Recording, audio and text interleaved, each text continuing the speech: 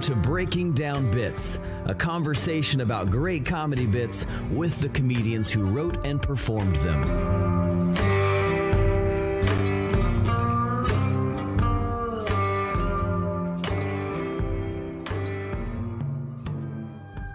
Hey, welcome back to Breaking Down Bits. I'm your host, Brian Gendron.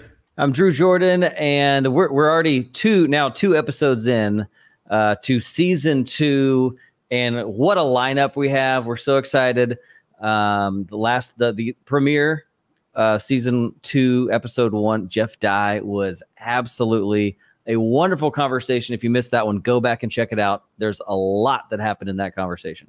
Absolutely, which means it's probably time to do callbacks. What's one thing that you picked up from the Jeff Dye interview, Drew?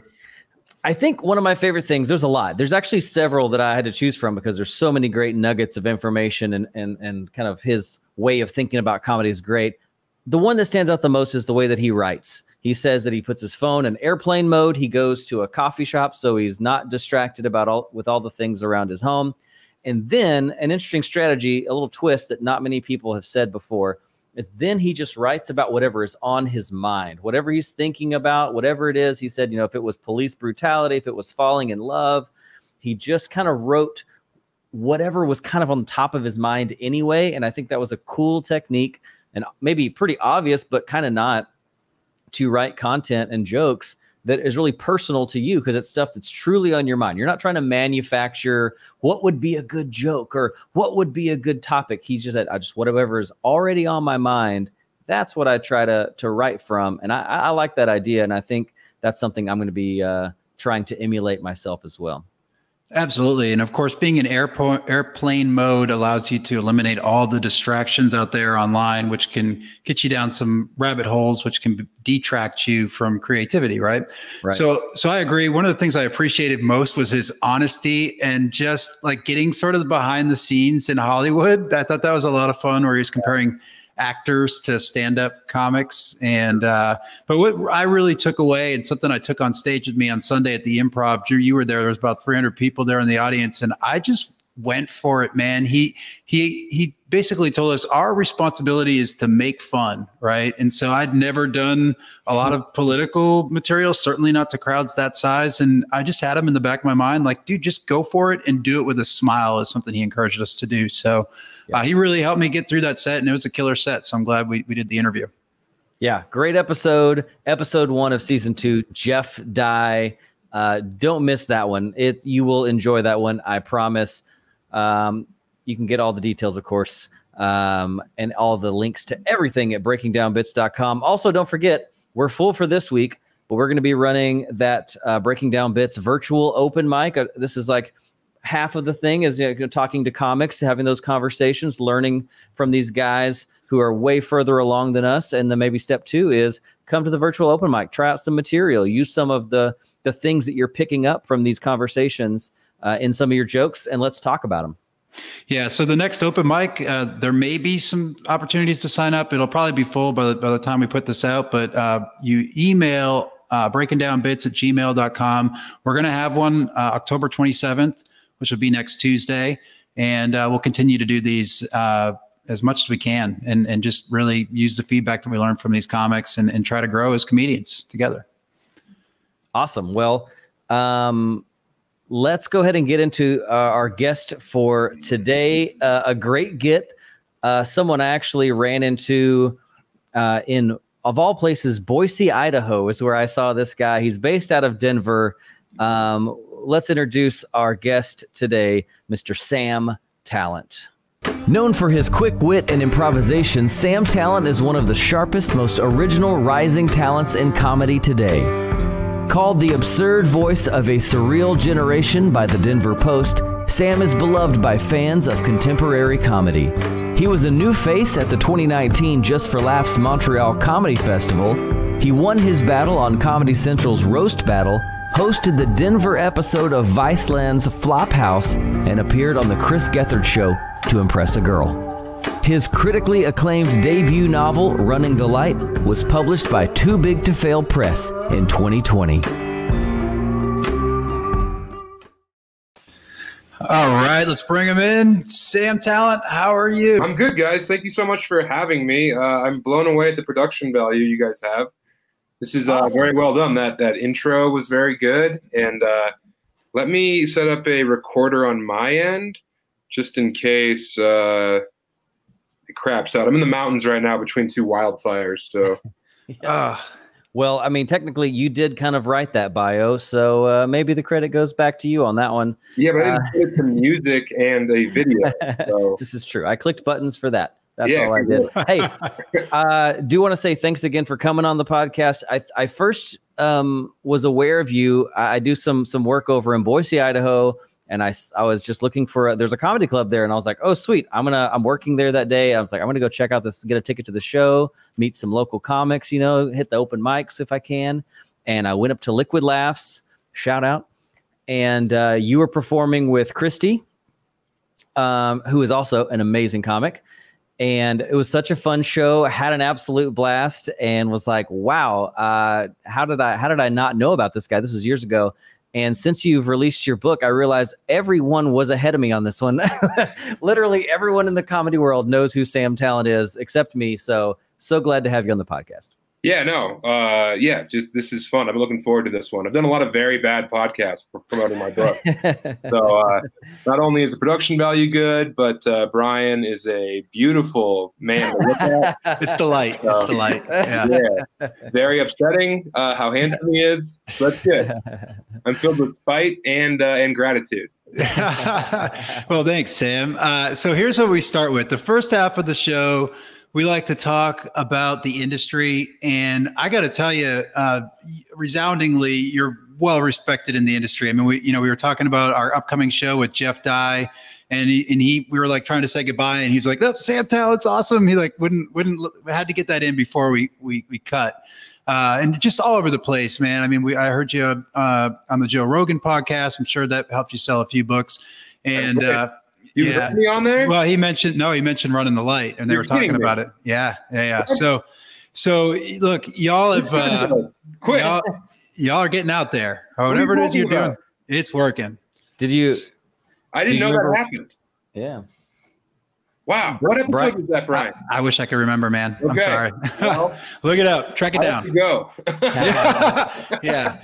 But resoundingly, I mean, of course, the forward's done by Kyle Kinnaid. I mean, just everybody loves you in the business. So what is it what are you doing? I want to know. Oh, you mean like as of right now, this moment? Well, just how do you keep your, let me tell you, in Houston, we, it's cliquey, right? It's very hard to, and there's jealousy and envy built into just the fact that people are getting booked, people aren't.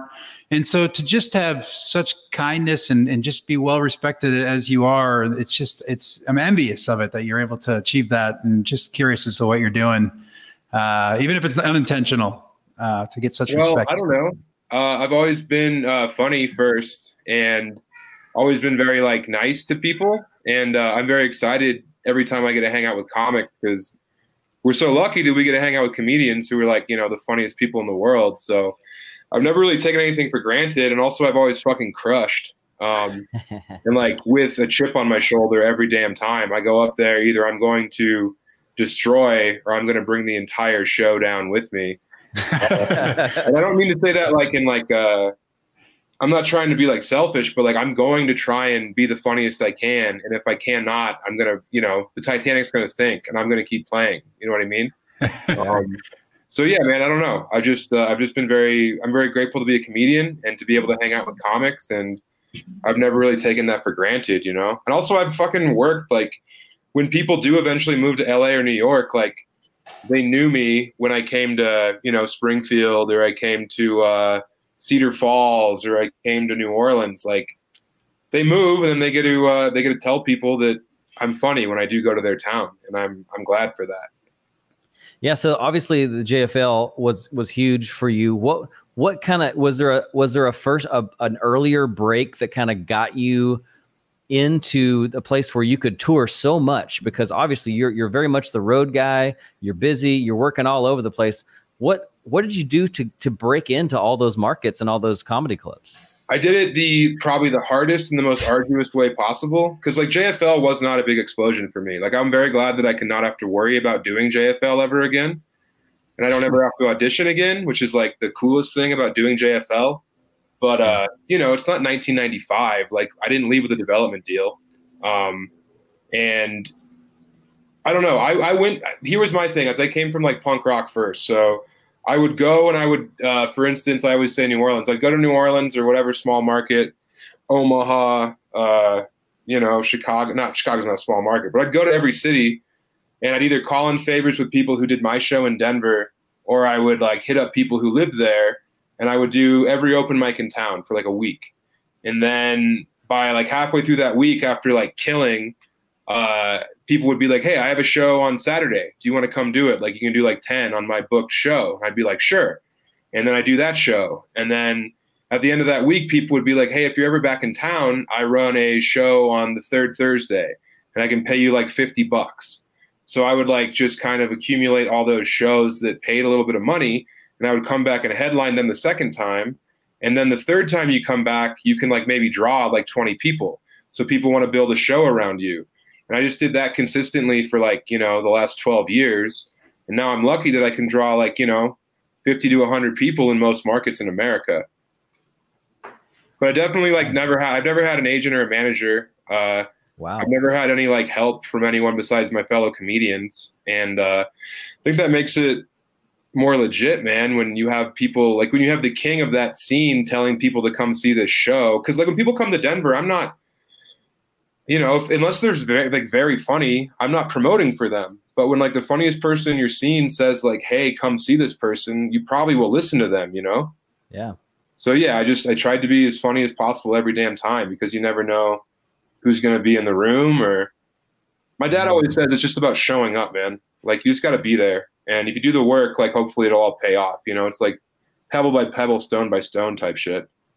Yeah. I mean, it sounds like that a great reminder to any comedian coming up is put the funny first and do the hard work.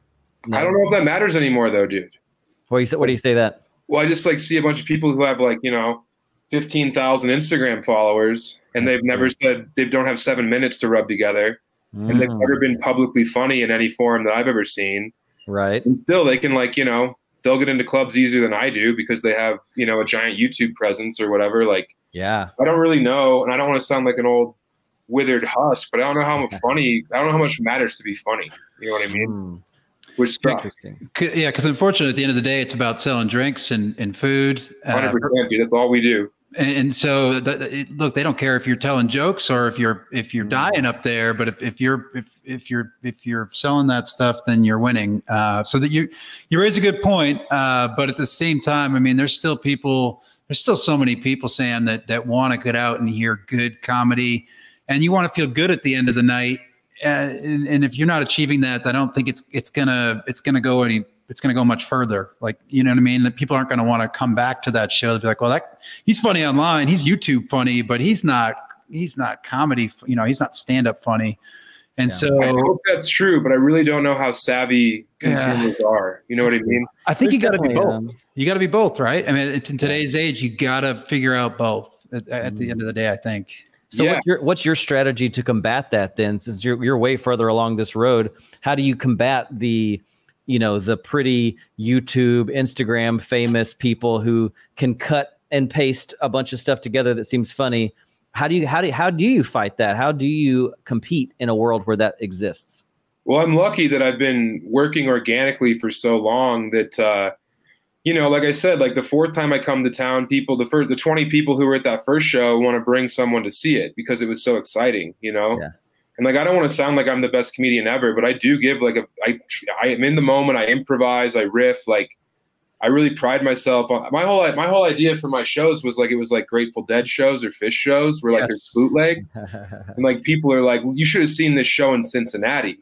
Like, that was like a real hot one. So, and also like, I'm not in a lot of clubs. Like, I work for the clubs that have been nice to me. And like, you know, I'm trying to break into more of them, but I'd much rather do like, Kansas City Thursday, Omaha Friday, Springfield, Missouri Saturday, and just try and sell out 100 tickets at $10 a ticket and make $3,000, as opposed to going to like, X club and making like, $800 to $1,200 for people who don't know who I am.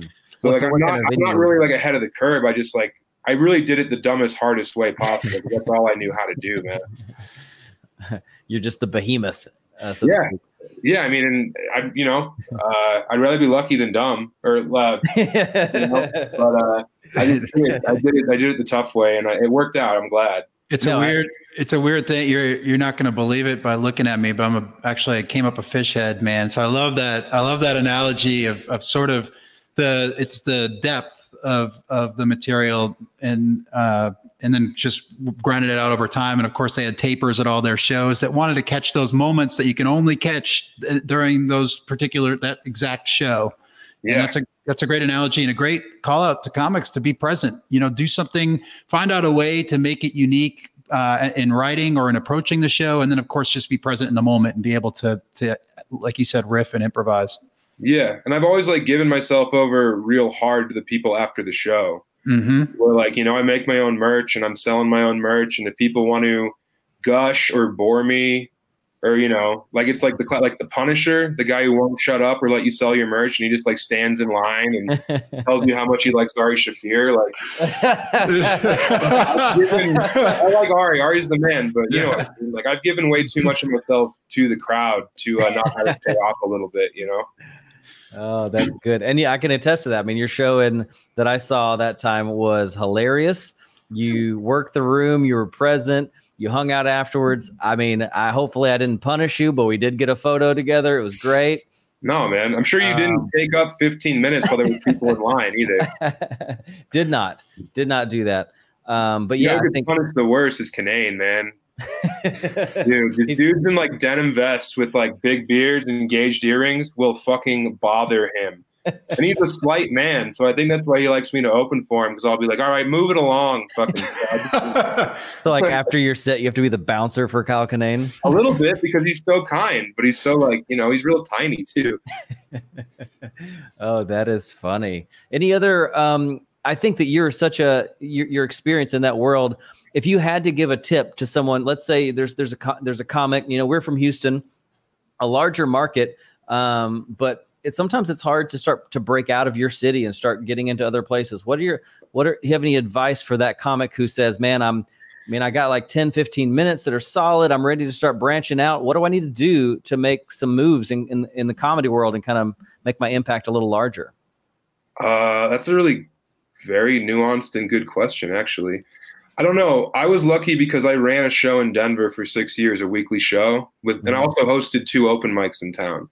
Okay. So I had Monday, Tuesday, Wednesday were all shows that I hosted. Mm-hmm.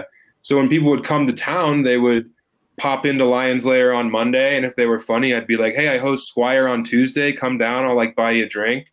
And then also like the bigger name comics in town, if our show was good on Wednesday. So if they had like a John F. O'Donnell or a Best Stelling back in the day, like in town, they'd be like, hey, you should headline the Wednesday show at the Fine Gentlemen's Club. Or even if they weren't that good and they came and did 10 minutes, they'd still be like, I don't know. The trick to it is succinctly, because I ramble and I'm very sorry, is just like, if you're funny and people know you're funny, and if you were solid to them in your town, there's no shame in asking them. Did I lose you guys? Okay. Oh, there we go. You said when if you were solid to them, no shame in asking for them for some stage time when you're in their city, right? Yeah, and also like if you see that, like back in the day, it was like before Soder really popped. If I saw Dan Soder was in a place, I'd hit him up and be like, "How was that show? Like who books that show? Like just hit up your friends and ask how things are going in different cities. It is a network, and as long as you're not a fucking phony or a fraud, like it's not an issue calling in favors." Great. I think a lot of people are really scared to ask for stuff because they don't want their feelings hurt. Mm-hmm. But I've never like been afraid of asking people for stuff because I know I'm going to do a good job. Yeah, that's it. Yeah, I mean, you led with be funny. That was your number one. That's number one. And then from there, you don't feel as bad because you're going to do well. And you've always got that in the back of your mind. Also, like if you are funny and you're in town and they have a big show, people would love to put their funny friend on in front of like a YouTube comic, knowing they're going to bury that comedian. Like if you're just funny, always be funny. That's all. That's the only trick. That's like the biggest shortcut is be fucking funny. I was thinking, I have a show that I run. It's on Saturday night, but the idea of running, you said Monday, Tuesday, Wednesday, and even there's one in Houston on Thursday because people are coming in do the weekend, and they'll always pop in. It's called God Damn It. That's a shout out for a local show here in Houston. A lot of times comics will come in and pop in and do 10, to prep for their weekend show, try to test out some of those last jokes. And so I love the idea of mastering the middle of the week shows. Or having a few of them with the opportunity to meet, comics on the road. Yeah, I mean, that was the same thing in Denver. Is the weekend at Comedy Works starts on Thursday, so we ran Wednesday. Perfect. And then Josh Blue would have someone, and they'd be like, "Yeah, go do this show," Yeah, sounds like running a mic, running a show is a great way to get those networking connections. You have something to offer a traveling comic or other local comics. You got something to barter with now because if you can grow a good show or host a good mic, you've got something to offer then. Yeah, and also if you think you're king shit in your town, like these kids who start at your shows are going to move somewhere else and they're going to get funny. So like if you were a dickhead to them and they move off to Boston, they're not going to bring you in to headline their show in Boston, Or if they move to Seattle or Austin or whatever it may be, like, yeah, just like don't be mean to people. You don't benefit at all by being mean to people. Yeah, I had a boss a while back that said, Drew, I always treat everyone nicely because one day I might need a job from you. Yeah, and I think that's a great way to live. Never position yourself in your head above other people because one day you might need their help. Just because you might have the status today doesn't mean that's going to be the truth tomorrow. Yeah, man, 100%. Well, the second part of our show, we really dig into writing and performance. And one of the things we do is we watch some of your material. But before that, we like to do a couple questions that we ask everybody. The first one, very open-ended. It's just, how does Sam Tallent write comedy? On stage, man. Yes. I couldn't be, I'm a very bad writer of jokes. Like when you said Jeff Dye, like I've been with Jeff Dye in a coffee shop where he's like, let's get some coffee. And I'm like, cool, we'll shoot the shit and like kill 2 hours. And he's like writing the whole time. And it's like, oh, this isn't why I'm here. I thought we were going to be goofing. The best I can do at writing is thinking of a funny line and then writing that down and then trying to build the rest of the entire bit around saying that funny line. But I'm like a big idea guy where it's like, okay, let's riff on this, let's riff on that. And I think I've really been hurting during quarantine because I have to, like I was doing, 45 weekends a year on the road and I'd be able to hammer out ideas for 5 shows in a weekend. And by the end of that, like, maybe you have a new 3 to 5 minutes and it's pretty cool. But yeah, I can't just sit down with a pen and a pad, man. I'm very much writing on stage. Wow. So if you're on stage writer generally, what are you doing off stage to prepare yourself for that moment is there anything you're doing, collecting ideas? What are you doing off stage that allows you to do so much writing on stage? I'm drinking about 7 Miller Lights. Good start. No, man, I mean, I like to hang out with comics. So sorry, did I break up there? Yeah, sorry. So would you start that over? You said you hang out with comics? Yeah, I like to bust balls in the green room, and also I started an improv, which I know how like shameful that is for a comedian to admit, but I never thought I was going to be a stand-up. I thought I was going to be in like Second City or something. So I started doing improv, and I got really comfortable with improv's good to teach you how to fail on stage in front of people. Like that's the thing you learn is to go up there with nothing and be totally okay with fucking bombing in front of a paid crowd, which you need to get over if you're going to be a good comic. But yeah, man, I mean, I pace a lot. I'm in the back just pacing like a lion, like a fucking animal. And I think the best thing I've done is I put my ego on the line enough that it needs to back me up. Like I've been funny consistently enough that I've trained my brain to like not allow me to fail, I guess, on stage, which isn't like helpful at all. Like I'm not giving very good tips or advice on that. Like, I don't have any kind of preparation for the stage besides just like 10 minutes of pacing real hard while the feature's on. Good strategy. Yeah. Gets the blood flowing, right? Yeah, for sure. I like to do primate posture with your hands over your head, like that, your reptile brain going. So would you say that for you, and maybe your personality type is, are you kind of an always on kind of guy where No. Not at all? No, I mean, I think that you can tell by this interview that I'm very sincere and earnest, you know? Sure. But I mean, if we're in the green room, dude, like I'm with the funniest people in Houston. Let's fucking bust balls. Let's have some fun. But Gotcha. yeah, I'm definitely not always on, man. I detest those people. They're very taxing. You can never really like break through to the real them. Yeah, it's just like, dude, we have to hang out for 3 days in Wichita. Like, you're tiring me out already. You know, like I'm not going to buy your lunch if you're annoying. That's great. I'm just always astounded by the on-stage writers. Like for me, I've had moments where I've for sure had a nice tag come to mind, or an interaction with an audience member leads to a different perspective on a joke, and I'm thankful for those little gifts when they happen.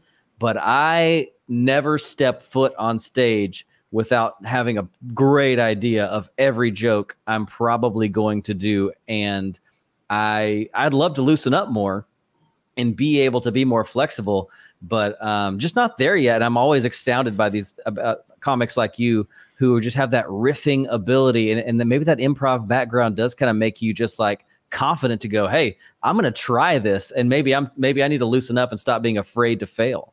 Well, I mean, it's exciting. Like, it's more exciting for me as a performer to be in that situation. And I think it's more electric. But it's also grass is greener, man, because I got a lot of friends who are very gifted writers. And it's really, I'm very jealous of whenever they're on stage and able to just do 10 minutes of killer jokes. And I got to go up there and use every part of the buffalo. You know what I mean? Like, yeah, I'm slapping and tickling. But I think when I asked if you were always on, I think what I really was trying to get at was, were you the guy, if you're the on-stage writer, does that mean that maybe you are great at making people laugh just in the lunch line and you know, hanging out? Like, you're that guy who works the people in those little candid moments, and you're getting the big laughs in those moments. Yeah, like I've been, you know, it's fun. I've been pushing my mom around in her wheelchair up in here in Estes Park, and it's fun to say something real obscene to your mom when you're passing a group of 4 people. You know, like that's one of my favorite bits. So yeah, dude, I really enjoy making people laugh, and I don't get off on the idea of just doing an act. You know, like I know my show isn't as good when I'm just doing like my favorite show is when I can stay away from my act completely and do 45 minutes of just riffing and crowd work. Like that, I think that's the juice for me, man. There's definitely some irony here that the guy who doesn't write and is afraid of writing is one of the only comics I know that's written any fiction and a full fiction novel. I'm going a little bit off, but this is okay because I want to talk about it before we get into the comedy sets and all that. Let's take a minute tell us about the book, man. How did that come to be then? Damn, I lost that entire question, dude. Oh, just how did the book come to be? Was ultimately what it landed on. Yeah, man. I wrote this book when I lived in Las Vegas. My wife did her first 2 years of med school in Las Vegas, and I've always been like a big reader of literature. I love reading, and I wrote short stories and stuff for a long time. But I was just alone, man. I was like very alone. It was a very lonely. You know, besides my wife, I didn't really have the big friend circle I had coming from Denver, where I was like, you know, as plugged into the community as a man can be. So yeah, it just came from like, you know, and also like I couldn't go outside in Vegas because it was 110 degrees all day. So like back in the day, I just go outside and read in the park. Like that wasn't really an option in Vegas. So just came from solitude, I think, and reading a bunch. I love reading. Did a lot of the inspiration, I wish I was further into the book than I am. I just grabbed it about a week ago, and just sounding out words is slow for me. Yeah. But I love it, and I love it seems like, and maybe I'm off base on this, but it seems like you're giving some really great insight into what it's like to be a road comic. It feels like there's a lot of truth being masked in the fiction novel, unless I'm off base here. No, man. I mean, it's all those shows are shows I've done, you know, or like situations I've been in, or experience from other comedians, and yeah, no, it's a cautionary tale, man. It's the guy I don't want to turn into, you know. That's 100% what it is. It's just who I fear becoming on the road, because the road will make you feral, man. If you don't have anyone to answer to and you're just a ghost out there by yourself, like you can get real dark and real bleak and real gross. Yeah. What is your in those moments, what can you do as a road comic to stay connected? And what did you have some real life strategies that you implored to not be that way? Yeah, I really like having a feature that I love with me at all times. Like I just, it's really important for me to have someone that makes me laugh and makes me feel like not alone out there. So I've definitely prioritized people who are my friends, and having them open for me is like super important. And also I have like a very great wife and like a great family. So I can always call people too, right. You know, but my wife's busy. She's in a hospital all day. So having like Donnie Townsend or having Dan Alton or having Christy Buckley with me is just like, even if I got to pay a little to bring them with me or pay for their hotel room or whatever, like it makes it a lot better for me. Yeah. I mean, that sounds like a great strategy, just to never be totally disconnected from your people that you love. Well, I'm going to go ahead and, Drew, if it's all right, cue up the set. Yeah. Go ahead. Go ahead, Sam. Oh, go ahead. Sorry. There's a little bit of lag, and I do apologize to the listeners. I'm in Estes Park, which is between the two wildfires in Colorado right now. Yeah. And the internet's not probably super strong there. No, it's not, dude, because firefighters are using it to save pets and families, you know, like, yeah, it's more important right now. For sure. More important than dick jokes, but we'll still get through it.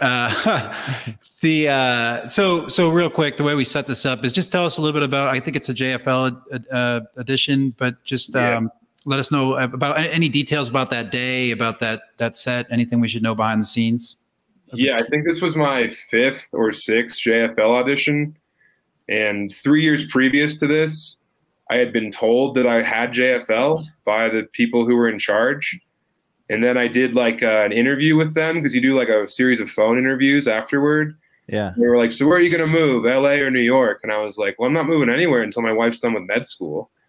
You know, I was like, I'm staying in Denver because I love my wife. And like, that's what's important to me. And then when they announced JFL, I wasn't in it. After telling a couple people, like, I got it. It really hurt. And then I reached out to them and I was like, what the fuck? And they were like, yeah, you should have lied. You should have said you were going to move to LA or New York. Wow. And then the lady who was like in charge of JFL stopped doing it that year. And I had to fucking audition, 2 or 3 more times to finally get it. And I did lie. I eventually lied and was like, I'm moving to LA or New York. Yeah, as soon as I get this, I'm out of here. I was zero intention of doing that ever. There's the advice where it's just so you have to compromise on your morals and integrity to get ahead. That's so unfortunate. That's if JFL is listening to this, I am planning on moving to LA or New York immediately after this interview. Yeah. Okay. Hey guys, let's go ahead and roll the first part of this clip. I divided it up into 2 parts. Let's roll it. Make some noise for Sam Tallent.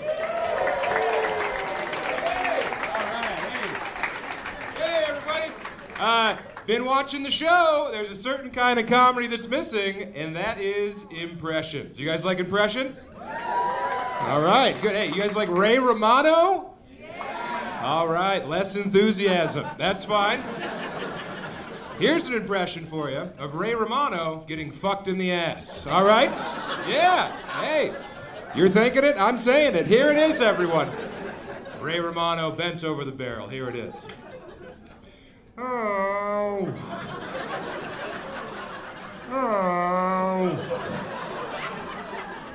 Oh. Oh. Robert. There it is, everyone. Thank you. That's right. Applause break. Out the gates. You're welcome, guys. I'm a bit weird. I'm sorry. I got fired from my job this week, everybody. Yeah, I know. I worked at Rocky Mountain Chocolate Factory.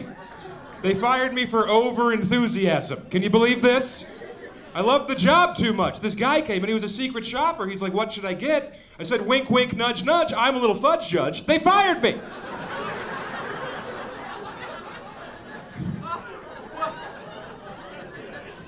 That's an example of a joke, all right?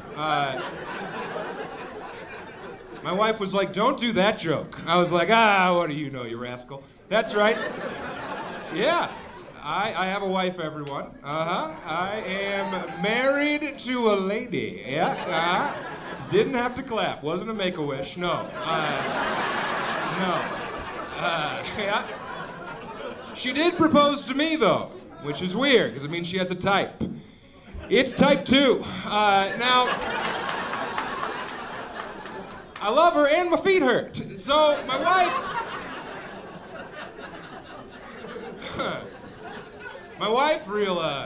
real hell of a lovemaker, this lady. All right? Real enthusiastic gal. She did.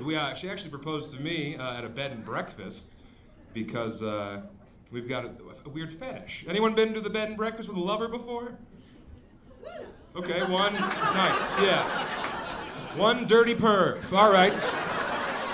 It's fine. You got the same kink. We love the bed and breakfast. Me, my wife, this lady over here. All right. We got this weird thing where we like to fuck at places that feel like grandma's house. That's... Yeah.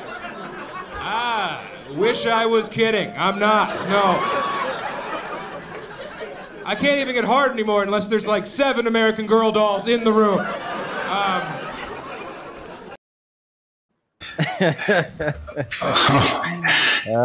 Such a good set. So much to talk about there. So many questions already on my mind. So you started with an impression. My last set, I considered doing a Donald Trump impression, and somebody's like, "You can't do it. It's hacky." And I was like, "Okay, fine." I probably would suck at it anyway. So I've never done it. I don't know if Drew, I can't think of you doing impressions on stage, but I haven't done any really. I think the Ray Romano one. It's so perfect, but it's not really a lot of an impression. So I'm wondering, like, did you just like be like, I got an idea. I'm gonna barely do this impression. It's gonna be really funny, and just kind of. It seemed like it was almost not premeditated. It really came off as like the way you sold it was like, here goes. I'm just gonna launch into the show and get a laugh in the first few seconds. Yeah. I mean, I'm very good at making it seem like I'm improvising. I'm good at making the joke seems like very new and organic. But that joke came from me making that noise. Like that was my Ray Romano impression. And also, like that joke always gets an applause break. So I was like, okay, I got 30 seconds. I needed to kill. Like this was very important to me. That's my home club comedy works. Like, so I was like, okay, do the Ray Romano up front. It's absurd. It's I don't want to say it's anti-comedy, but it's very much like not begging for it. You know what I mean? It's not thirsty for the laughter. It always gets an applause break. So I was like, okay, this is a lock. I'll open with this, kind of set the tone that's going to be silly and strange. And, this audition was like everyone in Denver who's on the paid list was auditioning. It was 2 nights. And this was the second night. And there was a lot of people just doing like their very hardcore A material, which is so rote and memorized. I was like, I'm going to do my best to cover all my bases and try and make it seem kind of fun and different. And opening with Ray Romano getting fucked in the ass is a good way to do that. It does set quite a tone for the rest of the show. That maybe you're not going to. It sets a tone, I think, of surprise. Like they were not expecting that.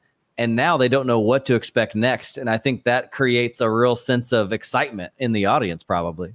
It's definitely like a what the hell is this? Like I like an opener. And I do open with Ray Romano very often on the road. Yeah. Because it draws them in and it's dirty, but also it's very silly, which I think is like very fun comedy to do. Yeah. And I remember talking to my friends about, they were like, what are you going to open with? And I was like, Ray Romano into Fudge Judge. And they were all like, you don't want JFL. Like, what do you how big of a fuck can you give to this guy if you're going to do those 2 bits in front? And I was like, wow, like, that's where it's at. This is the move. It's good because, then you went into the Fudge Judge, both very silly, but it really could have been anybody. And then you take the opportunity to go personal. Now you're talking about your wife, and then it allows you to go anywhere with that. And the bed bed and breakfast. I've been to a bed and breakfast with my wife. I'm sure a lot of people in the audience are a good portion of them have. And the way you sold it and described it is very accurate. It's super accurate. So very good visually. And then you open it up now that you've created this image for you to play in that space, and you do that for a long time in this set, which is great. Yeah, man. I mean, but Fudge Judge is the biggest. Like last night, my sister, my brother-in-law, my mom and dad are up at this cabin, and they always quote Fudge Judge because it literally doesn't make any sense. Like why that joke works. I wanted to include that in this interview because I really don't know what the deal is there, but it's so much fun. It's the most fun I get to have telling a joke I've written is Fudge Judge. And I really don't know why it's a slam dunk. But it fucking hits every time, dude. I think it might be one of those jokes that like it's a phrase that sounds dirty but isn't. Yeah. And you're just like it's funny just because of the phonetics, not necessarily the semantics of the joke. It's just the sounds you make that is funny. It's also not really a joke. Yeah. Like I got fired from my job for over enthusiasm. What the fuck are you talking about? And then there's a secret shopper who he decides who lives and dies. He has the higher capabilities. And I get fired for saying wink, wink, nudge, nudge, I'm a little Fudge Judge. None of it adds up. There's no trails of breadcrumbs that lead back to the cabin, man. Well, I think so. It's in there. It's almost in the set for you. Like you get to laugh that they're like, why are you laughing at this? And then you get to have kind of fun in your own head every time you tell it, right? It's one of those types of things. 100%. And now you're having fun, and that's important in any set as well. Yeah, so. It can't be more overrated. That thing Jeff Dye said about smiling is really important. Mm-hmm. This crowd is so dumb, man. Like if they think you're laughing, they're like, "Oh, I should be laughing. This guy's a professional." Yeah, I would say that me and Brian make no secret about the fact that we are newer comics. We are not 10 years, 20 years down the road at all. We're newer. But the one thing that I think I've realized in my writing as a newer comic is that the audience, like I gave the audience way too much credit in my early writings, and I made the jokes too hard to follow because I wanted it to be smart. I wanted it to catch them by surprise. And then I go on stage or I go out to shows and stuff, and these guys doing the dumbest dick jokes I've ever heard are just slaying, and I'm like, I'm doing this wrong or something. Yeah, but you don't want to like sell yourself out. It's a fine line, man. Like I know exactly what you're talking about, but yeah, I want to make everyone laugh. And like the crowd thinking I'm smart means zero to me. I don't need anyone to think I'm smart. Right. I think that's why my book was such a surprise to so many people. Because they were like, man, like as a fan of yours, I didn't like really think that you were a smart person. That's totally fine. I'm much rather be underestimated than overestimated, man. Yeah, but I think what you do there is, and maybe what I'm trying to say and perceive from what you do is, there's a line that you want the audience to get the joke, and you got to realize that they're not there analyzing the jokes the way that we do behind the scenes or in our brains. They're trying to have a good time. Give them the breadcrumbs that lead them to the laughs, and don't try to create some I don't know, chemistry joke in the background with all these complicated references and stuff, and it's all in your head because I don't need people to think I'm an artist. I'm fine with them thinking I'm an artist. Like that's totally fine with me, man. I was gonna do it. I feel like I bring it up every single show now, Drew, but we had Scott Dickers, the editor of The Onion, on, and that was it. He's like, there's a distinction between comedy and art. It's entertainment. It's not art. And so Correct. You got to be careful not to try to get too much into the art of comedy. You might lose people, as to Drew's point, lose your audience. Art, you're allowed to use symbols, and art's allowed to be interpreted. You're allowed to make people feel like ennui or like longing or lust or heartbreak. And comedy, they're either laughing or they aren't laughing. Like there's no art form to it. I hate that fucking thing about comedy being art. That's so pretentious and high-minded. Yeah, that's interesting. It's as Scott Dickers put it, it's entertainment. People have to like it. Yeah, exactly. They have to enjoy it and they have to laugh. That's the only response you're allowed to get if you're good at your job is laughter. Yeah. I'm going to, if it's okay, I'm going to run the second half of this clip. I had to break it up into two the way our software works, and it was an unfortunate spot where I broke it up. So let me run the second part of the clip and then we'll talk about it. Sure. My wife, though, real passionate when it comes to getting it on.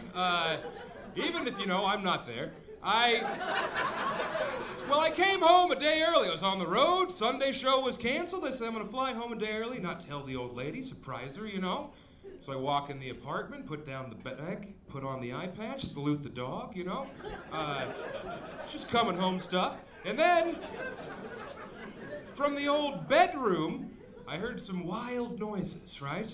And I walked in on her, having a moment alone, eyes closed. She was tending her secret garden. Yeah, she looked like Stevie Wonder doing a bass solo. Just...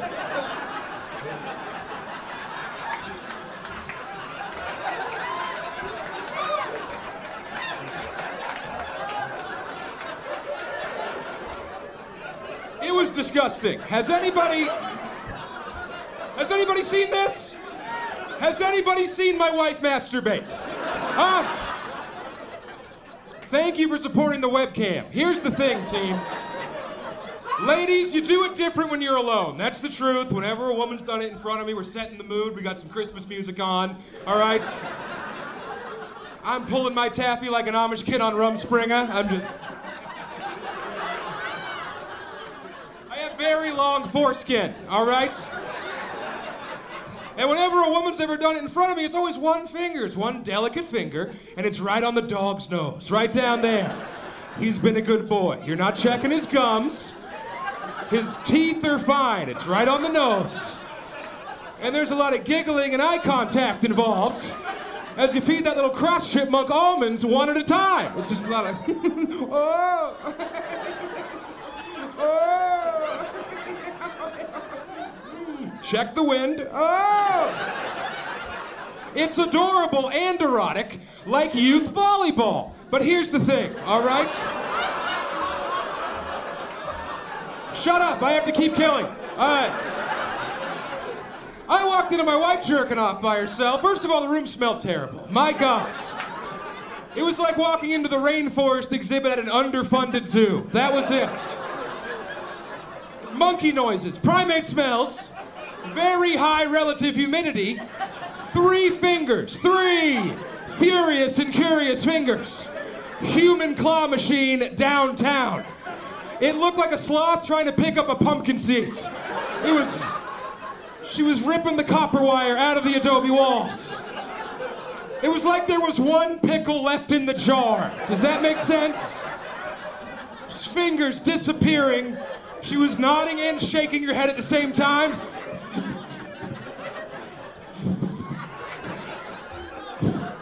Like a real indecisive catcher. That's what it was.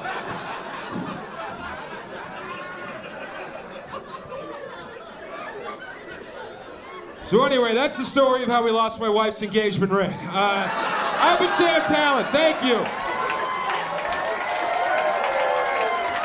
I'm headlining on Sunday at the South Club. Come see me. Wow.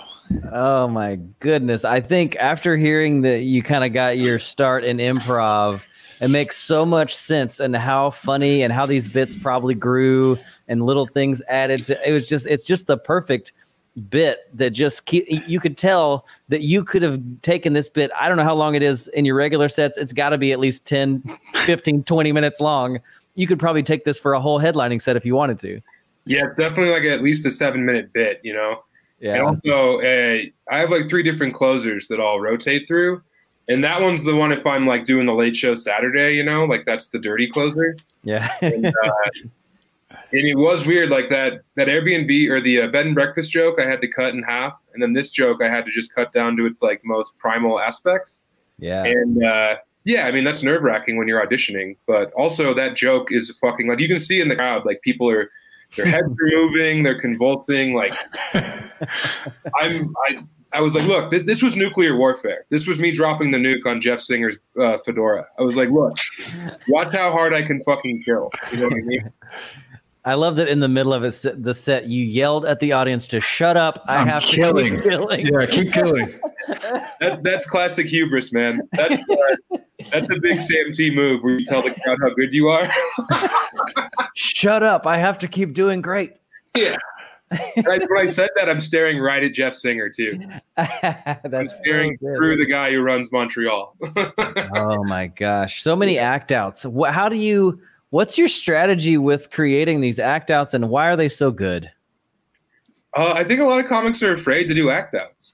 Yeah. I think they think it's hacky or lazy. And it's like, why wouldn't you use every paintbrush, every color of the wind, man? I've never been averse to doing everything up there. That Stevie Wonder doing a bass solo thing was like new that night.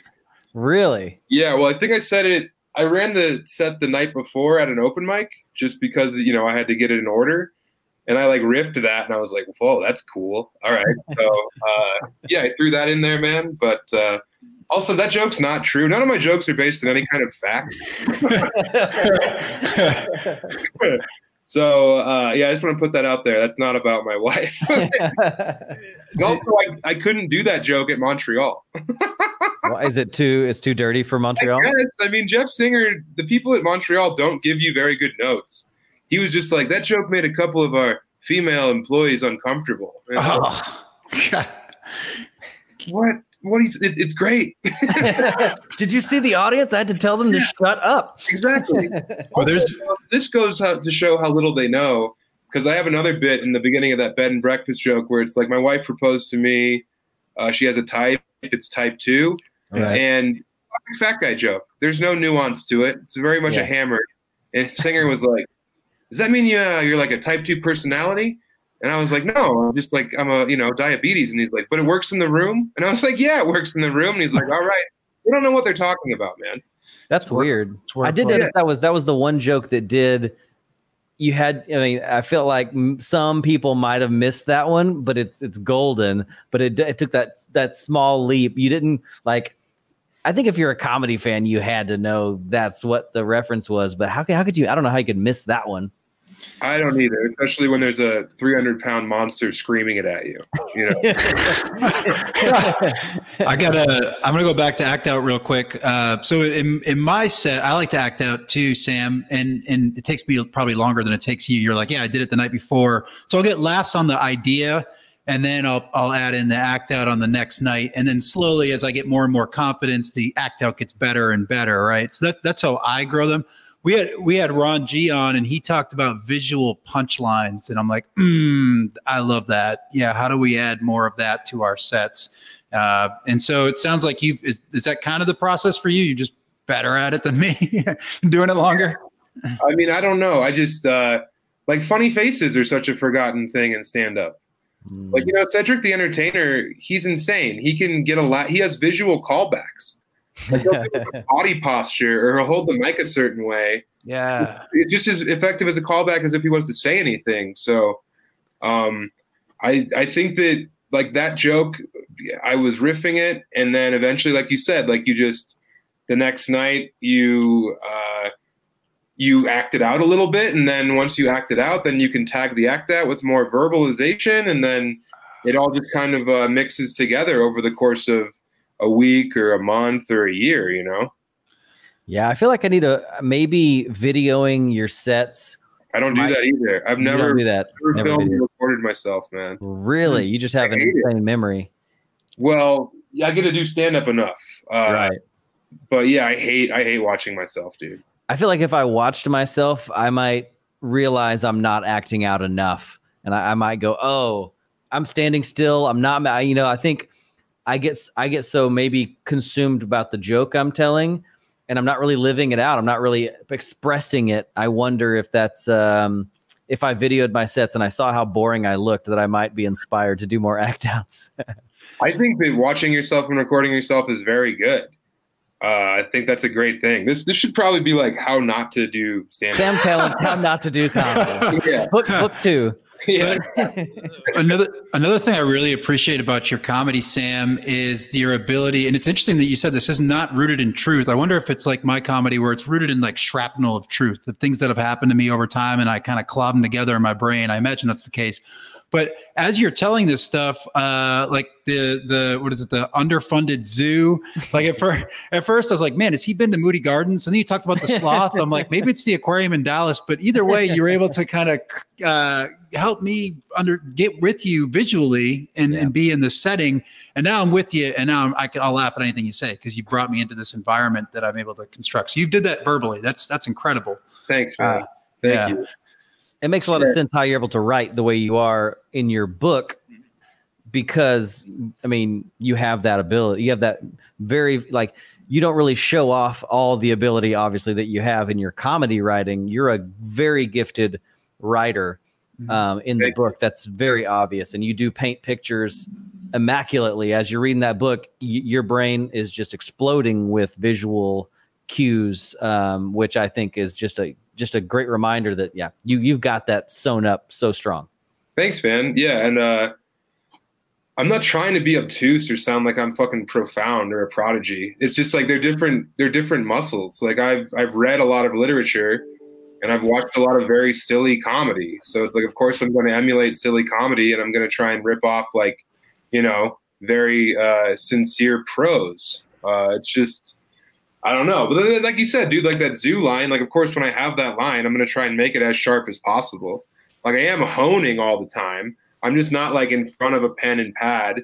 And I'm sure my bits would get a lot tighter a lot quicker if I was to watch or listen to my sets. But, I'd rather like ride a bike or cook dinner. and then you come up with more material. You know what I mean? Sometimes if you bury yourself, 16 hours a day in writing, you're not going out experiencing and living life. And so you're not going to be able to farm new material, if that makes any sense. I lost you a little bit. Sorry. I got the farming new material. Yeah. Because me and my dad and brother-in-law are all in the same room, and this handicapper we follow on Twitter, he just tweeted, and all of our phones made the alert. That's how sensitive it is. So what is it? How do you know?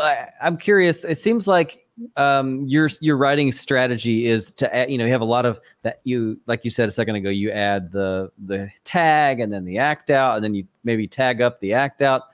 Is it really just volume to try to see, like, try everything once, see what sticks? What do you do? Is it you just like try as many things as you possibly can, see what works? Is that the main strategy of stretching those bits out? Because I think a lot of comics have a good joke at the core, and then we have a hard time really stretching it out and making it a real strong bit. Like I've got a couple jokes that I love, but I'm having trouble taking that joke to the next level and finding the other perspective or the tag or the act out. Any strategies that you kind of use to get there and to stretch those bits out? Well, yeah, I think Patrice said you just try and tell the joke different every night, or like put it in a new spot in your in your hour or your 15 or whatever it is, like open with it. Just try and I've done the weird thing where you try and Oh, sorry, dude. So the handicapped tweeter must have interrupted you. You said you've done the weird thing where you. Oh, okay. So you'll take a bit and you'll chop it in half, like if that, and you'll take the closer, like the second half of your bit, and you'll open with that in the bit, and then you'll try and figure out how you could rewrite the ending, opening with the like killer punchline without the setup. Wow! You know what I mean? Like I had a whole thing. I have another bit where I like. In an Uber and I like turn over the wrong shoulder, and that used to be the closer.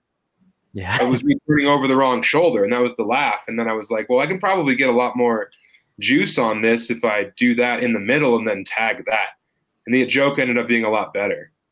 Yeah, I remember that you closed with that in Boise that night, and it was amazing. Yeah. Thanks, man. So yeah, I don't know, just it's really easy to be afraid of bombing. Like, if you're okay with like. Not necessarily bombing, but having to apologize after a bit, and then getting them back. Like, that's totally fine. That's a great note. Like, don't just stop being afraid of bombing. I think that's what coming from someone who wants to kill more than anyone. Yeah. And if I have a mediocre set, I'll I'll be in the fucking alleyway stomping around, and my friends will be like, "It wasn't that bad," and I'm like, "Yeah, because you don't know what good is." So, I'm the most I need to kill because I'm so competitive from being an ex-jock. Absolutely. Well, let's do this. Let's go ahead and get into our last segment. It's called Last Laugh.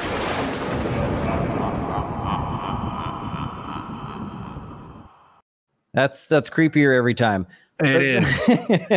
So the question is, Sam Tallent, you've passed away, and you got one joke you can put on your tombstone for people to remember you by. This is Last Laugh. What would be your one joke on that tombstone? Man, I would just put Fudge Judge on there because when my friends come to visit, or no, you know what? I might put one of my own bits, which is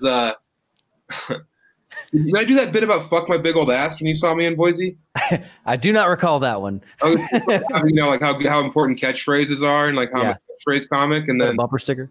Yeah, it turns out my catchphrase is fuck my big old ass. I would put a bit on my tombstone that my wife and or friends hate the most. So if you come visit and pour some cognac on the concrete, like they'll still have to be like, God, that bit, I never fucking got that bit. How did he get away with doing that for so long? That's okay. Yeah, I'd like to put Here Lies a Fudge Judge, I think. Perfect. That'd be amazing. I think people would what do you call it when you go to someone's gravestone and you like take the trip? I forgot. Oh, make like a pilgrimage? People would pilgrimage like Morrison to your grave to see the Fudge Judge. Well, let's do this. Sam, where can people find you, find your book? Anything coming up that need to be aware of? Yeah, you can find my book at samtallent.com, Tallent. They can follow me on Instagram at Sam Tallent. And the audiobook's coming out soon. And I was hoping for that. Yeah. Reading is tough. Reading's tough for a lot of people. People like to listen to stuff. I understand that. Are you going to read it yourself? No, I got Bert Kreischer, Stanhope, Morgan Freeman. Okay. Ari Shafir. Awesome. David Borey, Kyle Kinane, Adam Caton Holland. I got 11 different people reading each chapter. So amazing. Mark Norman can't read. It's awesome. Mark Norman tried to say the word ubiquitous for like 4 minutes straight, dude. It was completely brutal. Yeah. Well, get out there and check out the book. You can get it on paperback today, and soon you're gonna be able to get it on an audiobook, which sounds incredible. So you can get the ebook too on Amazon or Kindle or whatever. Kindle, absolutely. Right. Sam, and I got a thing coming out on Quibi. Will Smith's comedy show, This Joker, will be available on Quibi. So no one will see it. Quibi. All right, we'll put it in the show notes. We'll make sure somebody sees it. Yeah. All right. Hey, Sam, thank you so much for joining us. Thank you all for listening. Next week we have Mr. Sean Patton. Is it not next week? Oh man, looking forward to that. So thank you all for coming. Sam, thank you. And thank you guys. We'll catch you on the next one. Breaking Down Bits. Yeah, man.